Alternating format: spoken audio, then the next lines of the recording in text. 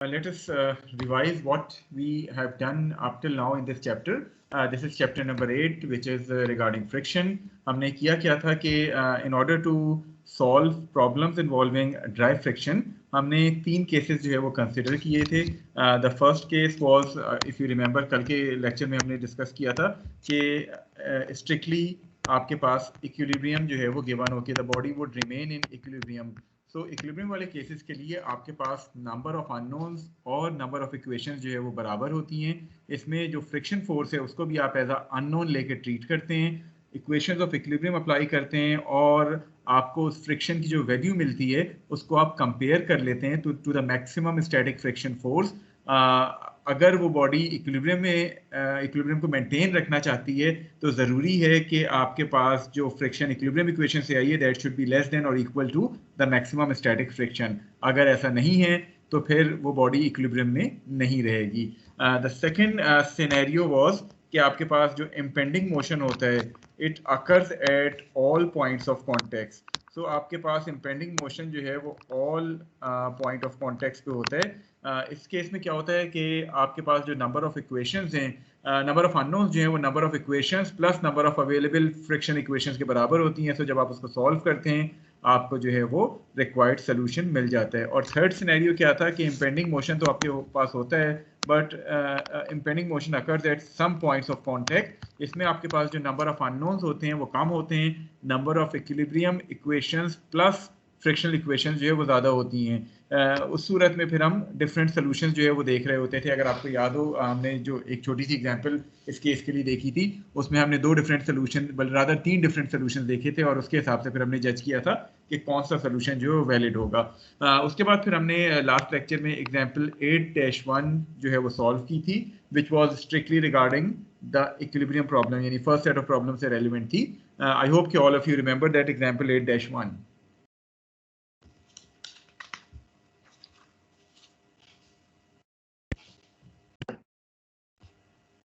जी वो एग्जाम्पल 8-1 याद है जो हमने सॉल्व की थी ये वाली?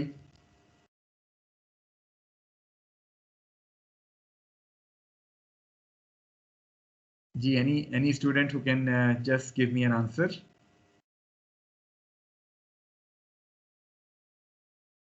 Yes sir. चलें तो आज जो है वो हम एग्जाम्पल 8-2 से जो है वो स्टार्ट करेंगे. नाउ दिस एग्जाम्पल 8-2 की वर्डिंग क्या है? It is observe that when the bed of this dump truck is raised to an angle of theta equal to 25 degrees, यानी ये जो डंप ट्रक का एंगल जब थीटा इक्वल टू 25 डिग्रीज पहुंचता है, the vending machine, this is the vending machine which is being shown to you, so the vending machine will begin to slide off the bed, यानी at theta equal to 25 degrees the motion is about to start, यानी the motion is about to impend. You need to determine the static coefficient friction between this vending machine and the surface of the truck bed. आपने जो है वो 2 चीज़ें determine करनी है. One is the static of coefficient, आपने बल्कि rather static of coefficient static coefficient friction जो है वो आपने डिटरमिन करना है. So if this problem belongs to the first set of problem, the second one और द थर्ड वन. आज लगता है सारे स्टूडेंट्स खामोश हैं, क्या वजह है? Sir second type impending motion, second वाला है जिसमें आपके पास इम्पेंडिंग मोशन वाली कंडीशन आ रही है और इसमें तो पॉइंट ऑफ कांटेक्ट एक ही है, तो वो इट मींस कि this vending machine is on the verge of slipping. ठीक है. So let us draw the free body diagram of this vending machine. इसका जो वेट है it is going to act downward. So हमने सबसे पहले तो वेट को जो है वो डाउनवर्ड ड्रॉ कर लिया और ये वेट जो है वो कितने एंगल पे एक्ट करेगा? It is going to be 25 degrees जो कि आपका इंक्लाइन का एंगल है. इसके अलावा आपके ख्याल में फ्री बॉडी डायग्राम पे और कौन सी चीज आनी चाहिए?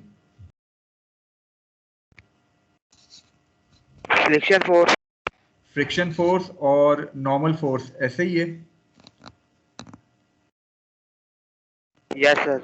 सो this is going to be the normal force N, या इसको मैं अगर कहूँ तो NC के तौर पे जो है वो मेंशन कर सकता हूँ. और जिस तरह अभी आपने कहा कि हमारे पास फ्रिक्शन फोर्स भी आनी चाहिए, फ्रिक्शन फोर्स किस डायरेक्शन में आएगी? डाउनवर्ड. डाउनवर्ड क्यों? ये सर अपवर्ड अब द इंक्लाइन आएगी ना, क्योंकि this vending machine is going to slide downward, तो accordingly friction will act opposite to the motion. आपके पास डंप ट्रक का बेड तो स्टेशनरी है, सो वेंडिंग मशीन नीचे की तरफ जा रही है इंक्लाइन के, तो फ्रिक्शन फोर्स जो है वो आपके पास ऊपर की तरफ आएगी। So let us denote that friction force as F F. अच्छा, ये दो चीज़ें आ गई, और इसके अलावा एक और चीज़ जो यहाँ अहम है वो ये कि ये जो पॉइंट जी है और ये जो पॉइंट एन है, इन दोनों के दरमियान डिस्टेंस हम x जो है वो सपोज करते हैं, जस्ट टू चेक कि कहीं ऐसा तो नहीं है कि ये जब एंगल हम 25 तक ले जाएं तो बजाय स्लिप होने के ये वेंडिंग मशीन जो है वो टिप कर जाए। तो टिपिंग इफेक्ट को चेक करने के लिए ये x जो है वो आपका डिटरमिन करना ज़रूरी है। So is the free body diagram complete now?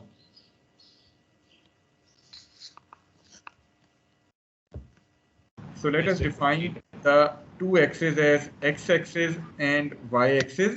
X-axis is being defined along the incline, और down the incline हमने उसका positive sign लिया है. Y-axis is being defined perpendicular to the x-axis. तो सबसे पहले let us apply the first equilibrium equation, as we have already said कि ये हमारे पास जो condition है वो impending motion at all points of contact की है. So applying summation fx equal to 0. What do you think? What are the forces which are acting along x direction? Sir an friction force. Friction force आ जाएगी, और चूंकि impending motion वाली condition है तो friction force का magnitude कितना होगा?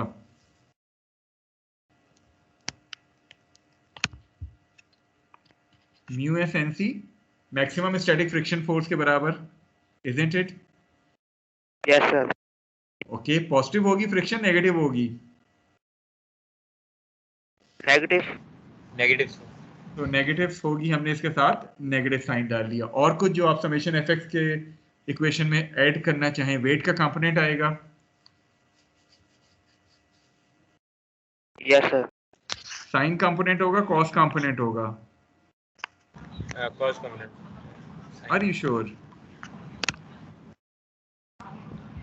साइन। साइन कंपोनेंट होगा और पॉजिटिव होगा, isn't it?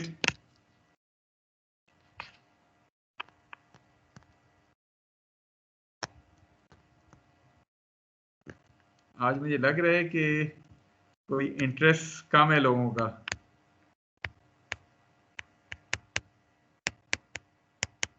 Okay, what about summation F Y? Y direction में एक फोर्स जो आएगी that is N C. So N C आपने पॉजिटिव है, और इसके अलावा वेट का कंपोनेंट होगा विच इज डब्ल्यू कॉस 25, और वो वेट का कंपोनेंट नेगेटिव आ जाएगा। So this would be equal to 0. Let me call it as equation number 2. So from equation number 2, once you solve it, you are going to, you are not going to solve it. आपके पास दो equations हैं, दो unknowns हैं. So can you solve it? आप equation 2 से NC की value निकालें, उसको equation 1 में डाल दें. Equation 1 से NC eliminate हो जाएगा, W eliminate हो जाएगा, and you can get the value of mu as well as NC. So solving equation 1 and 2 simultaneously, आप कर क्या रहे हैं कि equation जो 2 है उससे आपने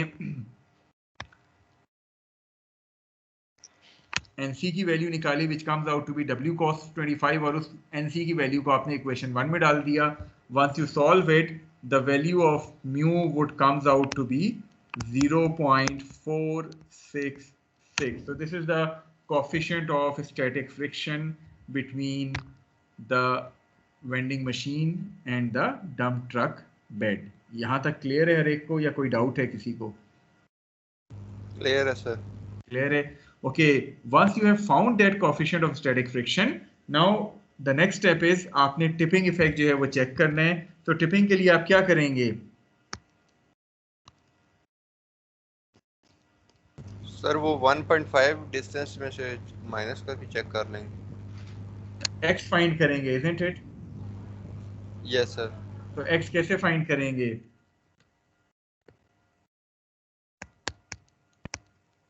किसी एक पॉइंट के अबाउट मोमेंट ले लेंगे। Let us define that point as point O, जो मैंने इस मशीन के बॉटम पे शो की है, जहां NC मीट कर रहा है इस मशीन से, उसको मैंने पॉइंट O ले लिए। So taking moments about point O, would NC or friction force create any moment about point O? No sir. Moment कौन क्रिएट करेगा फिर पॉइंट ओ के अबाउट? Weight weight. तो वेट को मैं परपेंडिकुलर डिस्टेंस फाइंड करने के लिए क्या करूंगा, इसको इसके कंपोनेंट्स में रिजॉल्व कर लूंगा यूजिंग द वेरिगनेंस थ्योरम। ठीक है, यस सर सो W cos 25 जो y कंपोनेंट है वेट का, उसका परपेंडिकुलर डिस्टेंस कितना है फ्रॉम पॉइंट O? 2.5 cos 25 का y कंपोनेंट का सर ये 1.5 को आप कर लेंगे 0.75। W और O के दरमियान डिस्टेंस x नहीं है? W cos 25 और O के दरमियान? Yes sir. सर वो सेंटर में नहीं है अप्रोक्सीमेटली सर? नहीं, अप्रोक्सीमेट पे तो नहीं जाना हमने, वही तो x फाइंड करना है कि x कहाँ एक्ट करते हैं। Okay sir, okay sir. ठीक है, तो W cos 25 into x, ये cos कंपोनेंट जो है वो पॉइंट O के अबाउट क्लॉकवाइज मूवमेंट बनाएगा counter clockwise? Sir counter clockwise. Counter clockwise, तो पॉजिटिव साइन आ गया। इसी तरह माइनस W साइन 25 और इसका 2.5 डिस्टेंस है फ्रॉम पॉइंट O, नेगेटिव है बिकॉज क्लॉकवाइज मूवमेंट बना रहा है, so that would be equal to 0। Again W से कैंसिल हो जाएगा, वेट की आपको जरूरत ही नहीं है। Once you solve it, x comes out to be 1.17 feet. So is this value of x less than a by 2? What is a by 2 here? A by 2 is 1.5, isn't it? Yes sir. तो x की value 1.5 से कम आई, इसका मतलब क्या है? Tipping होगी या नहीं होगी? सर नहीं होगी। नहीं होगी। तो टिपिंग नहीं होगी, rather this vending machine is going to slide before it tips. तो स्लाइडिंग आपकी स्टार्ट होगी rather than tipping going to occur. ठीक है, any question regarding this whole problem जो आप पूछना चाहें?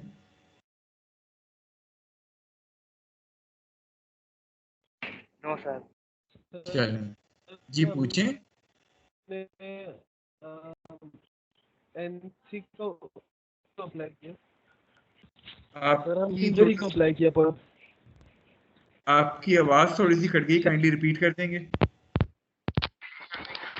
सर मैं बात कर रहा हूँ कि आपने एनसी को पॉइंट ओ पे ही क्यों अप्लाई किया, क्या रीजन था? देखिए, एनसी को हमने सेंट्रल लाइन के अलोंग अप्लाई नहीं करते।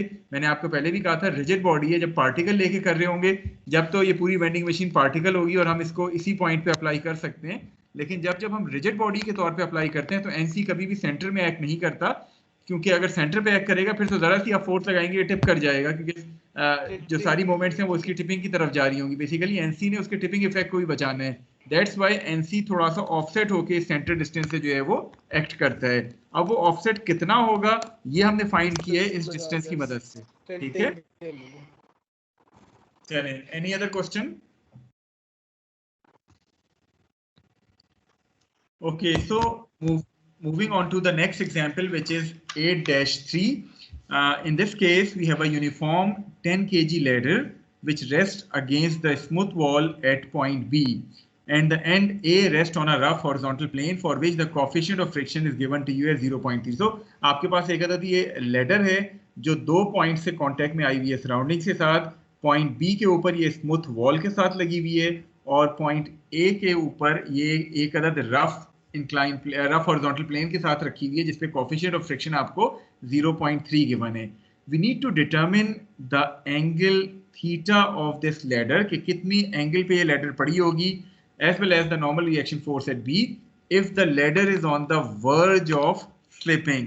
अगेन केस कौन सा आएगा ये वाला? Second case. सेकंड केस आएगा कि इंपेंडिंग मोशन आपके पास जो है वो गिवन है। ओके, अगर इंपेंडिंग मोशन गिवन है, सबसे पहले तो मैं फ्री बॉडी डायग्राम इसकी अगर बना लूं इस लैडर की, आपको एन ए मिल जाएगा which is going to act in this direction.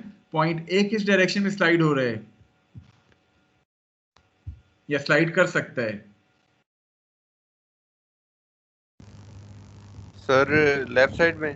Sir left side पे।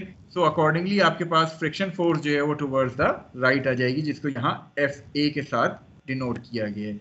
Okay, at point B, this ladder is in contact with the wall. So once we remove that wall, we are going to get normal reaction force, which is this particular force represented here as NB. क्या point B पे friction आएगी?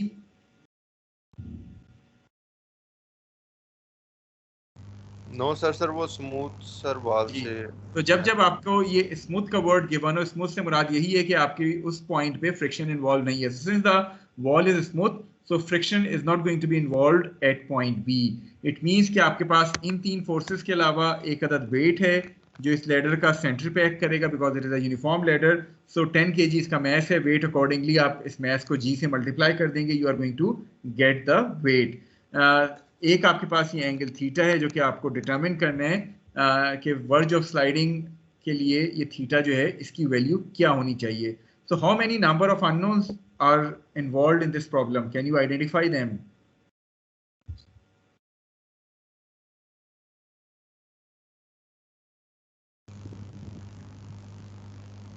Sir 3।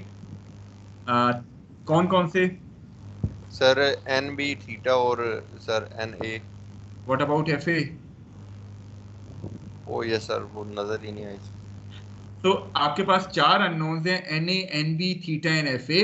Equations कितनी हैं? 3 equilibrium equations होंगी, summation FX, summation FY और summation M, और एक friction equation होगी पॉइंट A के ऊपर, इजंट इट? So चार equations, you can get a unique solution in this particular case. So applying those equilibrium equations starting from summation Fy की अगर मैं बात करूं तो आपके ख्याल में y डायरेक्शन में कौन सी फोर्सेस इस फ्री बॉडी डायग्राम से नजर आ रही हैं?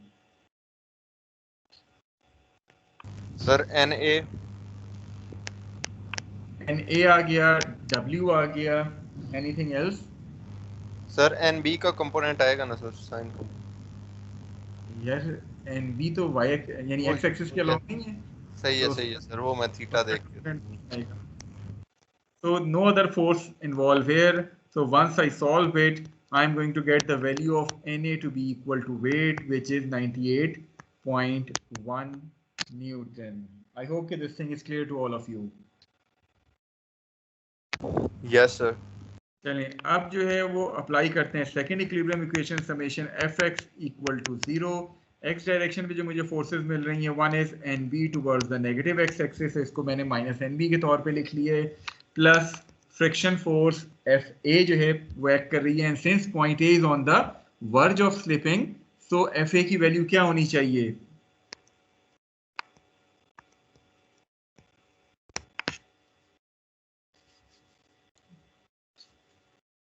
स्टैटिक यानी लिमिटिंग स्टैटिक फ्रिक्शन फोर्स के बराबर होनी चाहिए at point A, which is μs and A, that should be equal to 0।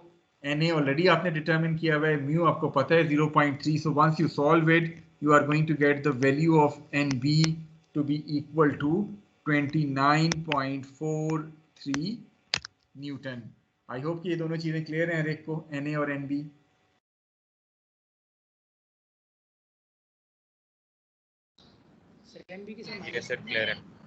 चलें अब हमारे पास दो अननोन्स की वैल्यू मिल गई, Na मिल गया तो फ्रिक्शन भी मिल जाएगी, इसका मतलब है 3 अननोन्स की वैल्यू मिल चुकी है मुझे। So what's about the final unknown which is theta, how we are going to determine it? Sir moment निकाल के मोमेंट ले लेंगे, किस पॉइंट के अबाउट मोमेंट ले लूं तो मुझे ज्यादा सिंप्लीफाइड सोल्यूशन मिलेगा? A के अबाउट सर पॉइंट A के about. So let us take moment about point A। Point A के अबाउट में क्यों मोमेंट ले रहा हूँ? बिकॉज दो फोर्सेस A से पास कर रही हैं तो ऑटोमेटिकली उनकी वजह से मोमेंट 0 हो जाएगा और बाकी दो का मोमेंट मैं कैलकुलेट कर लूंगा। अगर मैं पॉइंट B के अबाउट लेता तो उससे सिर्फ एक फोर्स पास हो रही थी, तो मुझे बाकी 3 की वजह से मोमेंट कैलकुलेट करना पड़ता। तो हमेशा कोशिश करें सिंप्लीफाइड सोल्यूशन की तरफ जाएं। सो जहां से ज्यादा फोर्सेस पास हो रही हैं वहां से मोमेंट, उस पॉइंट के अबाउट मोमेंट ले लें। सो Na और Fa का मोमेंट जो है वो अबाउट पॉइंट A 0 हो जाएगा। What about weight? वेट का परपेंडिकुलर डिस्टेंस कितना है from point A? Sir 2 cos theta. 2 cos theta. और वेट जो है वो क्लॉकवाइज मूवमेंट बनाएगा counter clockwise? Sir clockwise. Clockwise, so I have included it with a negative sign. What about N B? N B का perpendicular distance कितना है from point ए?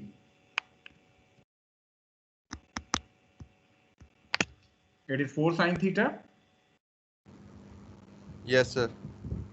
के N B clockwise movement बना रहे हैं या counter clockwise? Sir, counter clock. Counter clockwise. तो हमने पॉजिटिव साइन डाला and that should be equal to 0. आपके पास अब इसमें इस पूरी इक्वेशन में क्या अननोन है?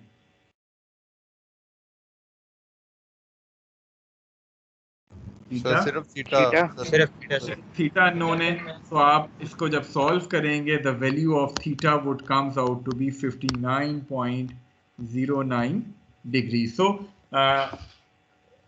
इस एंगल तक आपके पास ये लैडर जो है वो इक्विलिब्रियम में रहेगी. इस एंगल से जैसे ही आप ज़्यादा थीटा को या थीटा को मज़ीद कम करेंगे, this rod is going to slip. I hope कि this thing is clear to all of you.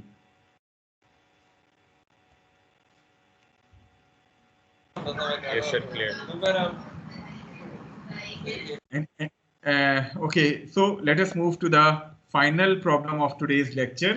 और ये थोड़ा सा क्रिटिकल प्रॉब्लम है, इसको ज़रा गौर से अच्छी तरह देख के समझें, क्योंकि दिस इज रिगार्डिंग चलें वो रिगार्डिंग के हवाले से बाद में बात आएगी. पहले प्रॉब्लम को एक दफ़ा गौर से देख लेते हैं.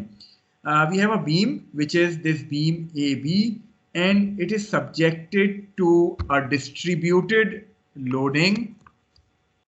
डिस्ट्रीब्यूटेड लोड से क्या मुराद है कि पॉइंट ए से बी तक आपको कंसंट्रेटेड लोड नहीं, रादर डिस्ट्रीब्यूटेड लोड गिवन है. अब सबसे पहली बात तो ये आएगी कि ये आपके पास जैसे बीम ए बी है, ये इसके ऊपर डिस्ट्रीब्यूटेड लोड गिवन है विच इज 200 न्यूटन पर मीटर. ठीक है, सबसे पहला काम तो आपने ये करना है कि इस 200 न्यूटन पर मीटर वाला जो डिस्ट्रीब्यूटेड लोड है इसको आपने कन्वर्ट करना है टू अ कंसंट्रेटेड लोड. ठीक है, वो कैसे कन्वर्ट करते हैं, कोई आइडिया है आपको? सर लेंथ से मल्टीप्लाई कर देंगे जी. अब इसके यूनिट्स अगर आप देखें डिस्ट्रीब्यूटेड लोडिंग के 200 न्यूटन पर metre.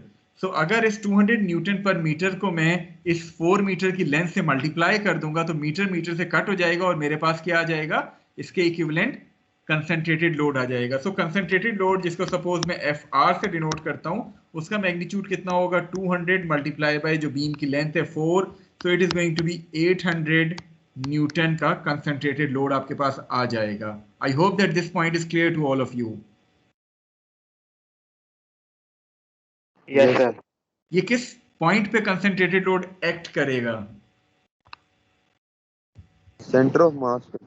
Centre of this beam. So ये आपके बीम का अगर सेंटर है तो इट मींस कि आपके पास जो कंसंट्रेटेड लोड आएगा it is going to act at this point F R. और ये पॉइंट क्या होगा, यहाँ से लेके यहाँ तक ये डिस्टेंस आपका 2 मीटर हो जाएगा. आई होप कि this thing is again clear to all of you. चूंकि 4 मीटर की बीम है तो हाफ पॉइंट पे ये मैस एक्ट करेगा. Yes sir, clear. चलिए, so once this thing is clear to you, अब जरा हम अपने बाकी क्वेश्चन की तरफ आते हैं. Okay, so you have a beam which is being subjected to the loading as shown to you. Now, this beam is being supported at point B by a wooden post, which is this post BC. ये wooden post BC के साथ support की गई है at point B.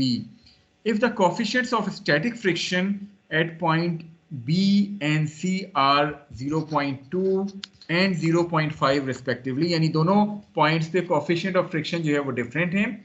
We need to determine the force P. ये आप force P apply कर रहे हैं which is 0.25 metres from point C. आप ये फोर्स कितनी अप्लाई करेंगे in order to pull the post out from under the beam, यानी ये मोशन जो है वो इस पोस्ट का स्टार्ट हो जाए, वो कितनी फोर्स होगी जो कि इस पोस्ट में मोशन जो है वो क्रिएट करेगी. Neglect the weight of the members and the thickness of the beam. Okay, सबसे पहली बात तो मुझे ये बताएं कि is this problem belong to set 1, set 2 or the third set of problems जो हमने डिस्कस किए थे लास्ट वीक? जी. First set.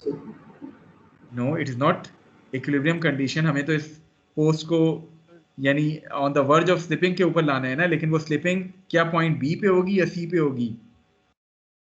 ये थर्ड केस है. ये थर्ड केस है, which is impending motion occurs at some point of contact. Either slipping would occur at B and not at C, or it would occur at C and not at B, or third or highly improbable scenario क्या है कि slipping is going to occur at B and C simultaneously. ऐसा ही है,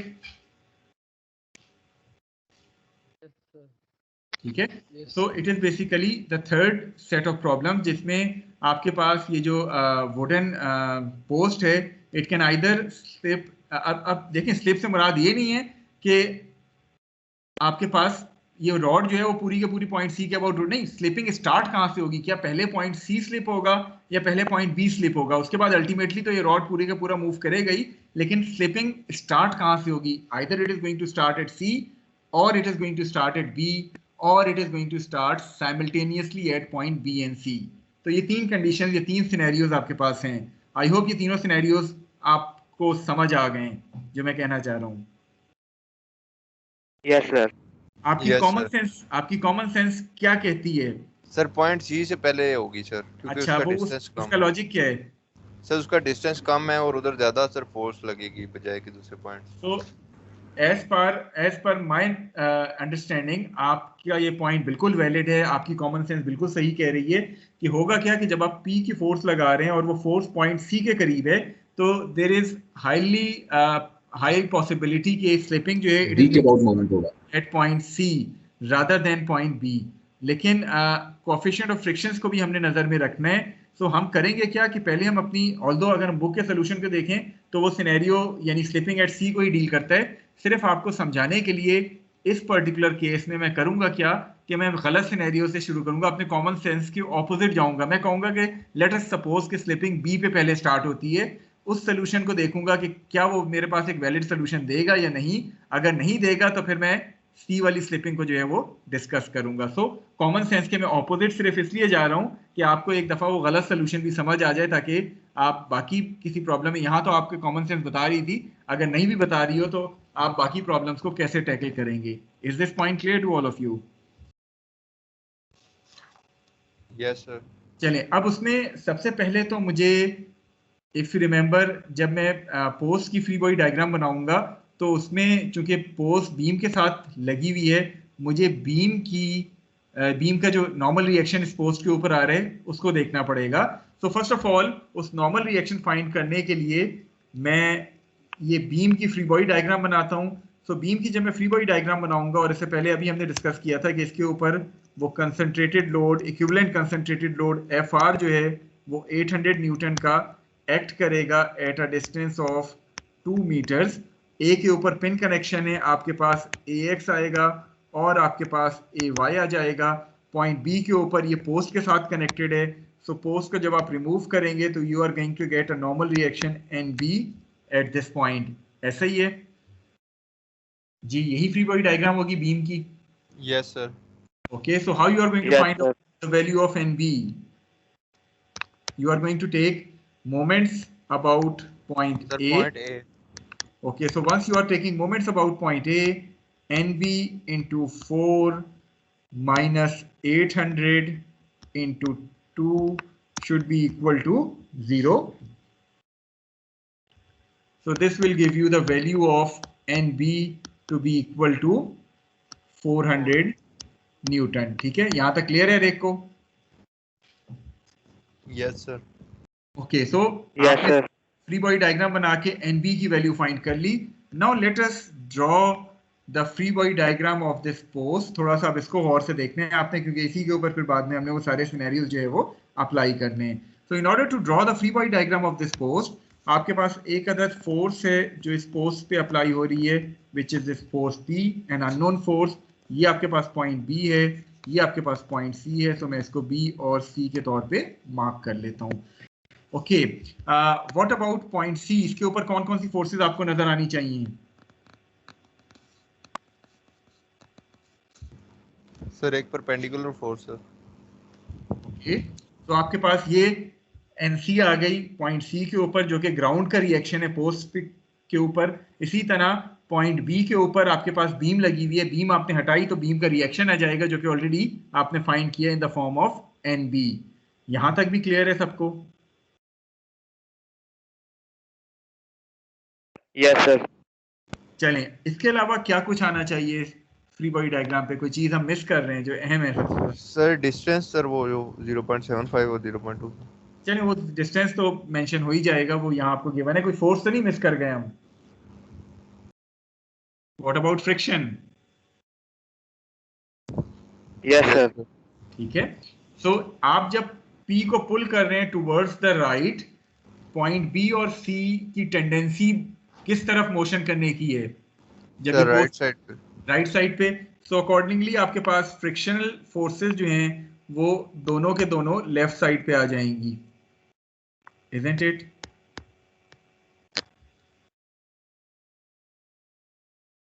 yes sir. अच्छा, तो free body diagram हमारी complete हो गई है, यस सर। सिवाय हमारे ये जो डिस्टेंसेस आपने मेंशन किए थे। दिस इज 0.75 क्योंकि मुझे मोमेंट्स भी हो सकते हैं लेना पड़े, and this is 0.25। Okay, now we have ये फ्री बॉडी डायग्राम यहाँ आपको शो भी की गई है। Now we are going to have 2 different scenarios. अब इन सिनेरियोज को डिस्कस करने से पहले हम थोड़ा सा बात करेंगे इक्विलिब्रियम इक्वेशंस की। इक्विलिब्रियम इक्वेशंस क्या कहती हैं हमें? जो 3 इक्विलिब्रियम इक्वेशंस हमें मिल रही हैं इस पोस्ट के हवाले से, अगर मैं समेशन fx अप्लाई करूं तो मुझे क्या इक्वेशन मिलनी चाहिए? क्या आप बता सकते हैं? Sir minus N B F B minus F C plus P plus P sir equal to 0। Okay. So this would be my equation number 1. P minus FB minus FC should be equal to 0. अगर मैं summation FY की बात करूं तो मेरे पास क्या equation आती है? Sir NC minus NB। NC minus NB। NC minus NB जो कि 400 है, it should be equal to 0। तो इसको मैं इक्वेशन नंबर 2 कह देता हूं। ठीक है यहाँ तक? Yes sir. Yes sir. Okay, what about the moment? आपको एक मोमेंट इक्वेशन भी लेनी है। सपोज मैं मोमेंट अबाउट पॉइंट सी जो है वो ले रहा हूँ। सो पॉइंट सी के अबाउट एनसी और एनबी मोमेंट बनाएगा? No sir. एफसी बनाएगा? No sir. एफबी बनाएगा? Yes sir. एफबी का परपेंडिकुलर डिस्टेंस कितना है? सर 1। 1। एफबी क्लॉकवाइज मोमेंट बनाएगा counter clockwise? Sir counter clockwise. Counter clockwise. Okay, P कितनी मोमेंट बनाएगा? Perpendicular distance 0.25, clockwise counter clockwise? Sir clockwise. तो मैंने यहाँ नेगेटिव साइन डाल दिया, it should be equal to 0। So आपके पास यहाँ तक आ गई। अब जरा गौर से देखें, इन 3 इक्वेशंस में अननोन्स कितने हैं? Sir 1 2 and 3 4 sir. 4 अननोन है, P, FB, FC और NC, isn't it? Yes sir. Okay, number of equations आपके पास 3 हैं इक्विलिब्रियम इक्वेशंस। फ्रिक्शन इक्वेशंस कितनी पॉसिबल हैं? सर 2। सर 1। नहीं, यानी पॉसिबल तो 2 हैं। इट मींस के 3 equilibrium equations, 2 friction equations, 5 equations आपके पास अवेलेबल हैं, अननोन्स 4 हैं। सो आपको सोल्यूशन के लिए क्या करना पड़ेगा? आपको कुछ कंडीशंस जो है वो लगा के देखनी पड़ेगी। आप इन दोनों फ्रिक्शन इक्वेशन में से कोई एक यूज करेंगे, isn't it? Yes sir. अच्छा, अब वो सिनेरियो क्या है जो हम डिस्कस करते हैं? वो सिनेरियो है कि either slipping is going to occur at point B first and not at C. पहला सिनेरियो ये है। सेकंड सिनेरियो जो कॉमन सेंस हमारी कह रही है वो ये है कि slipping should occur at point C rather than at point B. हम गलत सिनेरियो से पहले स्टार्ट करेंगे ताकि थोड़ा सा हमें सोल्यूशन जो है वो वैलिड हो जाए। इन तीनों इक्वेशंस को मैंने यहाँ लिखा हुआ है लेफ्ट साइड पे। So starting with the wrong scenario first, just for our understanding, हम कहते हैं कि the post slips at point B rather than C. So अगर पोस्ट पॉइंट बी पे स्लिप हो रही है तो स्लिपिंग एट पॉइंट बी की वजह से हमारे पास पॉइंट बी पे फ्रिक्शन फोर्स कितनी आनी चाहिए? मैक्सिमम स्टैटिक फ्रिक्शन के बराबर, isn't it? Yes sir. Yes sir. और पॉइंट सी पे हम FC को एज अ अननोन लेके सॉल्व करेंगे और जो भी FC की वैल्यू आएगी it should satisfy this inequality that FC जो आपके पास इक्विलिब्रियम इक्वेशन से आई है, it should be less than और equal to mu S NC, ऐसा ही है? Yes, sir. So the first scenario which we are dealing here is that we are assuming that the post slips at point B and not at point C. It means कि point B के ऊपर हम ये maximum static friction force की definition को इस्तेमाल करेंगे और point C के ऊपर जो friction आ रही है वो equilibrium equation से हम find करेंगे and that FC should be less than or equal to the maximum static friction force at point C. अगर तो ये valid होती है तो हमारा solution जो है वो valid होगा. So इन दो कंडीशंस को जब हम यहाँ लगाएंगे, FB की वैल्यू हमने म्यू NB के बराबर पुट की, आपके पास पॉइंट B पे फ्रिक्शन आ गई 80 न्यूटन्स की. सो फ्रॉम इक्वेशन नंबर 3 आपको NC की वैल्यू मिल जाएगी, P की वैल्यू मिल जाएगी और FC की वैल्यू मिल गई which comes out to be 240 newton. ये FC की वैल्यू आपको इक्विलिब्रियम इक्वेशन से मिली है. इस इक्विलिब्रियम इक्वेशन से जो FC की वैल्यू मिल रही है उसको हम कंपेयर कर लेंगे maximum static friction available at point C which is mu C NC 200 आ गई. सो चूंकि आपकी ये इनइक्वालिटी सेटिस्फाई हो रही है कि नहीं हो रही? सर नहीं हो रही सर. क्या 240 लेस देन इक्वल टू 200 है? नो, इट मींस कि मेरी असम्पशन जो थी वो क्या है सर? गलत है. गलत है. So let us now consider the second scenario. Second scenario क्या कहता है? अब जरा गौर से दोबारा देखें. यहाँ सेकंड सिनेरियो कहता है कि let us assume that slipping occurs at point C rather than at point B. It means के पॉइंट C के ऊपर मैं FC की वैल्यू जो लगा सकता हूँ वो maximum static friction force at point C होगी which is mu S NC, और FB जो है उसकी वैल्यू मैं इक्विलिब्रियम इक्वेशन से फाइंड करूंगा and that FB should be less than equal to mu S NB. Isn't it? Yes, sir. ठीक है. सो नाउ सॉल्विंग अगेन, जब मैं दोबारा सॉल्व करता हूं मैं FC को मैक्सिमम स्टैटिक फ्रिक्शन फोर्स के बराबर ले लेता हूं. अब जब मैं सॉल्व करता हूं तो NC की वैल्यू, FC की वैल्यू और P की वैल्यू मुझे ये मिल रही हैं. ये FC की वैल्यू मुझे और FB की वैल्यू मुझे 66.7 मिल गई है. Now is this FB value which I have found using the equations of equilibrium less than equal to mu S NB? Mu S NB था क्या? If you remember? Yes, sir. So it is less than equal to 80 Newton. It means that this solution is correct. Therefore, once this P reaches 267 Newton, जब P की value 267 Newton होगी तो slipping start हो जाएगी point C पे and the rod is going to begin its motion. Is this point clear to all of you? Yes, sir. कोई चीज जो आपको ना समझ आई हो? So this was regarding the third set of problem जिसमें impending motion can occur at some points. अब आपने जजमेंट करनी है, ऑल्दो कॉमन सेंस आपकी कह रही थी कि C पॉइंट पहले स्लिप होगा रादर देन B, क्योंकि फोर्स P C के ज़्यादा करीब है. लेकिन जस्ट हमने अपने इसी चीज़ को चेक करने के लिए पहले गलत सिनेरियो कंसिडर किया ताकि आपकी अंडरस्टैंडिंग बन जाए कि किस तरह इन सिचुएशंस को डील करते हैं. यहाँ तो सिचुएशन सिंपल थी, लेकिन कुछ आगे प्रॉब्लम्स आएंगे जिसमें कॉमन सेंस से जज ना कर पाए तो आपने एटलीस्ट इन दोनों सिनेरियोस को जो है वो लाजमी चेक करना होगा. ये भी पॉसिबिलिटी है, जो कि अगेन बहुत कम पॉसिबिलिटी है, कि simultaneous sliding would occur at point B and C. उस सूरत में क्या होगा कि आपकी ये दोनों कंडीशन सेटिस्फाई होंगी और दोनों से आपको P की जो है वो सेम वैल्यू अगर मिल जाए तो it means that slipping is going to occur simultaneously at point B and C. I hope that this problem is clear to all of you now. चलें, कोई क्वेश्चन तो नहीं है? आज के लेक्चर के हवाले से हम यहीं स्टॉप होंगे. अभी सिर्फ हमने एग्जाम्पल्स की बात की और एग्जाम्पल्स भी हमने 3 ही सॉल्व किए हैं. नेक्स्ट वीक इंशाल्लाह एक एग्जाम्पल और बाकी तमाम एक्सरसाइज के प्रॉब्लम्स जो है वो हम इंशाल्लाह नेक्स्ट वीक सॉल्व करेंगे ताकि आपकी फ्रिक्शन के हवाले से अंडरस्टैंडिंग बेहतर हो जाए. वजह क्या है कि आपकी सारी की सारी डायनामिक्स जो है वो इसी फ्रिक्शन के ऊपर बेस कर रही होगी, तो यहाँ अगर कोई कमी रह गई तो वहाँ डायनामिक्स में आपको मुश्किल पेश आ सकती है.